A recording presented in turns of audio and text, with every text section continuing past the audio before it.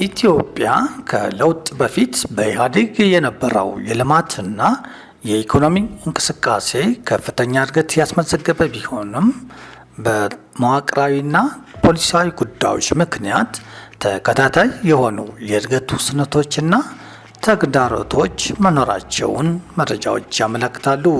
በአጠቃላይ የኢህአዴግ ኢኮኖሚ እንቅስቃሴ በኢንፍራስትራክቸር ግንባታ፣ በግድብ እና በትምህርት በመሳሰሉት ስራዎች ላይ የተሻለ ውጤት ቢያሳይም በኢንዱስትሪ ልማት፣ በፍትሃዊ ተጠቃሚነትና በግሉ ዘርፍ ተሳትፎ እንዲሁም በሌሎች ዘርፎች ውስንነቶች ተስተውለዋል።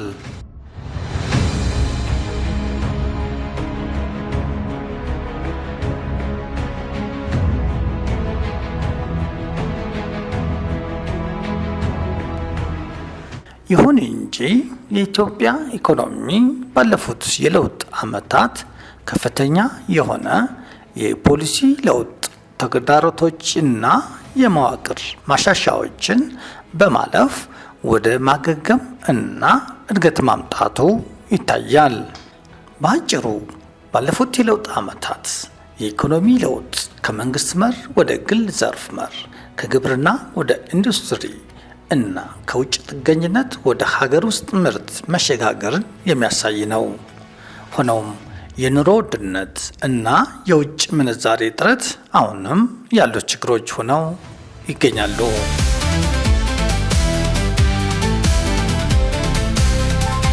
እንደ ሀገር በጨረፍታ ይህን ያህል ከዳሰስን ከለውጥ ማግስት በደቡብ ወሎ ዞን የተመዘገቡ ለውጦችን በዋና ዋና አጀንዳዎች ለማሳየነት ባጭሩ እንቃኛለን።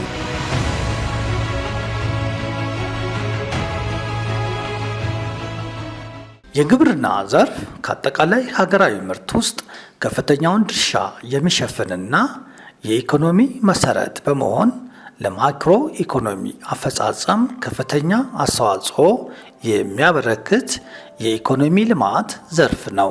የግብርናው ዘርፍ የኢትዮጵያን ኢኮኖሚ በዘላቂነት ለማሳደግና የኢኮኖሚ መዋቅራዊ ሽግግርን እውን የማድረግ ድርብርብ ሚና እንደሚጫወትም ይጠበቃል።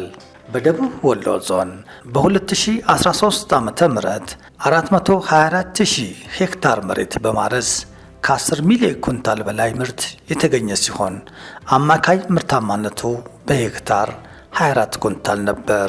አሁን ላይ የሚታረሱ መሬቶችን ወደ 435,638 ሄክታር በማሳደግ ከ14 ሚሊዮን ኩንታል በላይ ማምረት ተችሏል። አማካይ ምርታማነቱ በሄክታር ከ32 ኩንታል በላይ እያሻቀበም ይገኛል። በ2013 ዓ.ም በነበሩ የመስኖ መሰረተ ልማቶች 23,126 ሄክታር መሬት በማልማት ከ2.8 ሚሊዮን በላይ ኩንታል ምርት ተመርቷል። በ2017 ዓ.ም 30,487 ሄክታር መሬት በማልማት ከ3 ሚሊዮን ኩንታል በላይ ምርት ተመርቷል። ይህም በ2018 ዓ.ም የመስኖ የሚለማው መሬት ከ40,000 ሄክታር በላይ ማደግ ችሏል። በዚህም የዞኑ አርሶ አደሮች ተጠቃሚ መሆንም ችለዋል። የመስኖ ልማትን በማስፋፋት የአርሶ አደሩን ተጠቃሚነት ለማሳደግም እስከ 2017 ዓ.ም ድረስ ብቻ 500 የሚጠጉ የመስኖ አውታሮች ተገንብተው አገልግሎት እየሰጡ ይገኛሉ። ከለውጥ በፊት ኢትዮጵያ ስንዴን ጨምሮ በርካታ የምግብ ምርቶችን ከውጭ በማስመጣት የውጭ ምንዛሬ ታባክን ነበር። ይሁን እንጂ ባለፉት የለውጥ ዓመታት በተሰራው የበጋ መስኖ ስንዴ ልማት አማካኝነት ስንዴ ከውጭ ማስመጣት ቀርቶ ወደ ውጭ መላክ ተጀምሯል። የተፈጥሮ ሀብት ልማት የአፈር ለምነትን በመጨመርና መሸርሸርን በመቀነስ ምርታማነትን ያሳድጋል። የውሃ ሀብትን በማበልጸግ ለግብርናና ለፍጆታ አስተማማኝ አቅርቦት ይፈጥራል። እንዲሁም የአየር ንብረት ለውጥን የሚቋቋም አረንጓዴ ኢኮኖሚ ለመገንባትና የአካባቢ ጥበቃን ለማረጋገጥ ወሳኝ ጥቅም አለው። ይህንንም እውን ለማድረግ በደቡብ ወሎ ዞን በ2013 ዓ.ም 1217 ተፋሰሶችን ወደ ልማት በማስገባት 216683 የሚሆኑ የህብረተሰብ ክፍሎች በንብ ማነብ፣ በእንስሳት አትክልትና ፍራፍሬ እንዲሁም በሌሎች ዘርፎች ተጠቃሚ ሆነዋል። በ2018 ዓ.ም የለሙ ተፋሰሶች ቁጥር ወደ 2611 ማሳደግ የተቻለ ሲሆን ተጠቃሚዎቹም 464910 ደርሰዋል። የደን ሽፋኑም ወደ 16 በመቶ እየተጠጋ መሆኑ ታውቋል።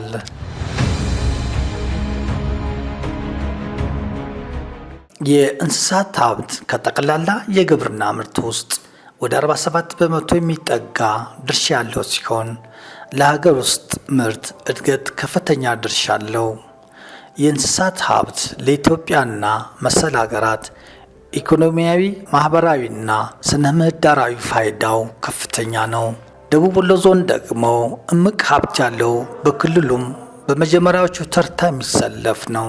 በዘርፉ ህዝቡ ተጠቃሚ እንዲሆን በርካታ ስራዎች ተሰርተዋል። በዚህም የሚፈልገውን ያህል ባይሆንም አንጸባራቂ ለውጦች ተመዝግበዋል። 2013 ዓ.ም 24480 የዳልጋ ከብቶች ዝርያ የማሻሻል ስራ የተሰራ ሲሆን በዚህ በጀት ዓመት ብቻ ከ54000 በላይ የሚሆኑትን የዳልጋ ከብቶች እስካሁን ባለው ጊዜ ዝርያ የማሻሻል ስራ ተከናውኗል። የተሻሻለ ዝርያ ያላቸው ዶሮ ስርጭት በሞዳሊቲ ከ5 ዓመት በፊት በዓመት 200,000 የነበረው አሁን ላይ እስከ 500,000 የሚዘልቅ የዶሮ ስርጭት በማከናወን ማህበረሰቡን ተጠቃሚ ማድረግ ተችሏል።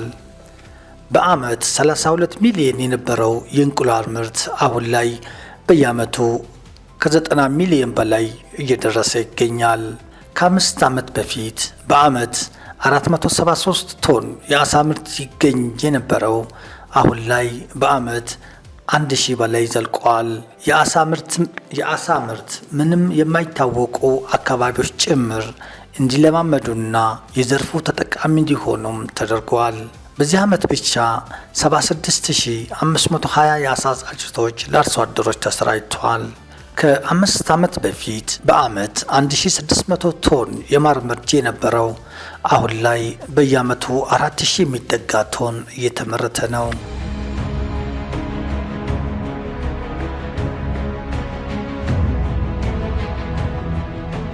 ኢንዱስትሪና ኢንቨስትመንት ለደቡብ ወሎና ለሀገር አጠቃላይ እድገት ወሳኝ የሆኑትን ስራዎች ለመምራትና ለማስተባበር አስፈላጊ ናቸው። ኢንዱስትሪዎች እና የኢንቨስትመንት ፕሮጀክቶች በርካታ ዜጎችን የስራ ዕድል ተጠቃሚ ለማድረግ በአጠቃላይ ኢንዱስትሪውና ኢንቨስትመንት የክልሉ የኢኮኖሚ መዋቅር ለመቀየር እንዲሁም የሀገር ውስጥ አቅምን ለማሳደግ የልማት አጋር በመሆን ያገለግላሉ። ምንም እንኳን ደቡብ ወሎ ዞን የኢንዱስትሪና ኢንቨስትመንት እምቅ ሀብት ያለውን ያህል በሚፈለገው ደረጃ ባይደርስም በየዓመቱ በርካታ ፕሮጀክቶች ፍቃድ እየተሰጣቸው በማልማት ላይ ይገኛሉ።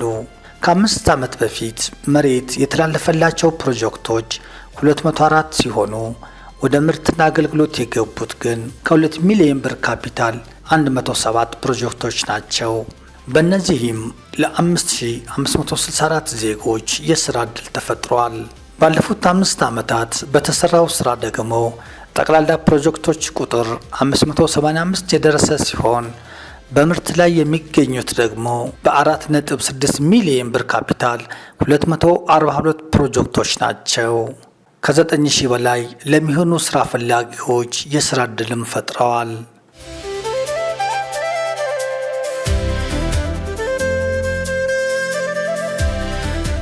የስራ ዕድል መፍጠር ለማንኛውም ሀገር ማህበራዊና ኢኮኖሚያዊ ደህንነት መሰረት ነው። በተለይም በወጣቶች ላይ የሚስተዋለውን ከፍተኛ የስራ አጥነት ቁጥር መቀነስ የሰዎችን የኑሮ ደረጃ ለማሻሻል ፋይዳው የጎላ ነው። ከፍተኛ የስራ አጥነት ማህበራዊ አለመረጋጋትንና ወንጀልን ስለሚጨምር ስርዓትን ለመፍጠር ሰላምንና መረጋጋትን ለማስፈን ይረዳል። እናም በደቡብ ወሎ የስራ አጥን ችግር ለመቅረፍ በተደረጉ እንቅስቃሴዎች በየዓመቱ አበረታች ለውጦች ተስተውለዋል። በ2013 ዓ.ም ከ26000 በላይ ለሚሆኑ ዜጎች የስራ ዕድል የተፈጠረ ሲሆን በ2018 ዓ.ም ደግሞ ከ115000 በላይ ለሚሆኑ ዜጎች የስራ ዕድል ለመፍጠር ብርቱ እንቅስቃሴ እየተደረገ ነው። እስካሁንም ከ75000 በላይ ለሚሆኑ ዜጎች የስራ ዕድል ተመቻችተዋል። በተጨማሪም ከ40000 በላይ ለሚሆኑ ዜጎች ደግሞ የውጭ ሀገር የስራ ስምሪት ተደርጓል።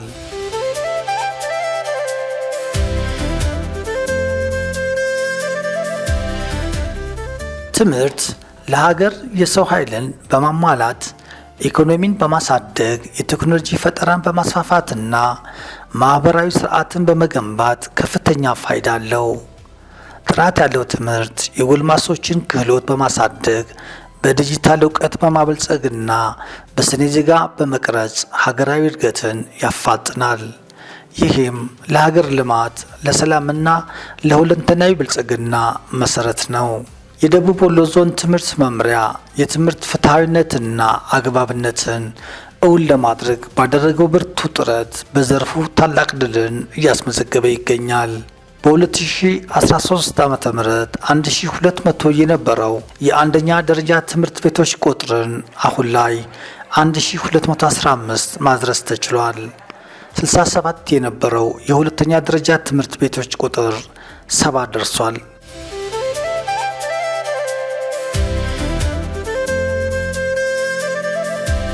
ጤና ለምን አስፈላጊ እንደሆነ ለመረዳት ሙሉ አካላዊ፣ አእምሯዊ እና ማህበራዊ ደህንነትን የሚያረጋግጥ በመሆኑ ነው። ጤናማ መሆን የህይወት ጥራትን ለማሻሻል፣ በሽታዎችን ለመከላከል፣ ምርታማነትን ለመጨመርና የረጅም ጊዜ ደስታን ለማረጋገጥ ወሳኝና መሰረታዊ ነው። በዘርፉ የጤና አገልግሎቱን ተደራሽ ለማድረግ ሰፊ ስራዎች ባለፉት 5 ዓመታት ተከናውነዋል። የአገልግሎት ጥራቱንም በእጅጉ እየተሻሻለና እየዘመነ ስለመምጣቱም የተገኙ ስኬቶች ማረጋገጫዎች ናቸው። ከ5 ዓመት በፊት 129 የነበረው የጤና ጣቢያ 133 ደርሷል። በዚህ ደረጃም ሽፋኑ 100% እየተሳካ ነው። 10 የነበረው ሆስፒታልም ወደ 12 ማሳደግ ተችሏል። ጤና ኬላዎችን ደረጃቸውን በማሳደግ መከላከልንና ማከምን አጣምረው እንዲሰሩ እየተደረገ ይገኛል።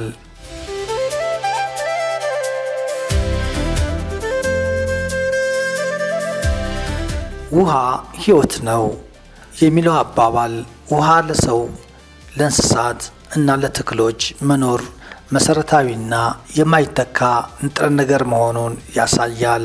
ሰውነታችን ከ75% በላይ ውሃ የያዘ ሲሆን መጠጣት አንጀትን በማጽዳት ለጤና ጠቃሚ ንጥረ ነገሮችን በመምጠጥ እና በሽታን በመከላከል ረገድ ትልቅ ሚና ይጫወታል። እናም የደቡብ ወሎ ዞን ውሃና ኢነርጂ መምሪያ ንጹህ መጠጥ ውሃን ለማህበረሰቡ ተደራሽ ለማድረግ ባከናወናቸው አያሌ ተግባራት በተጠቃሚው ዘንድ ሐሴትን እየፈጠሩ ይገኛሉ። ከ5 ዓመት በፊት 9939 የነበረው የውሃ ተቋማት አሁን ላይ 11652 ማድረስ ተችሏል። በዚህም አጠቃላይ እንደ ዞን በገጠር እና በከተማ የመጠጥ ውሃ ሽፋኑ ከ5 ዓመት በፊት 67% ቢሆንም በሰሜኑ ጦርነት ሳቢያ ወደ 52% ዝቅ ብሎ የነበረውን ባለፉት ተከታታይ ዓመታት በተሰራው ስራ አሁን ላይ 70.7% ደርሷል።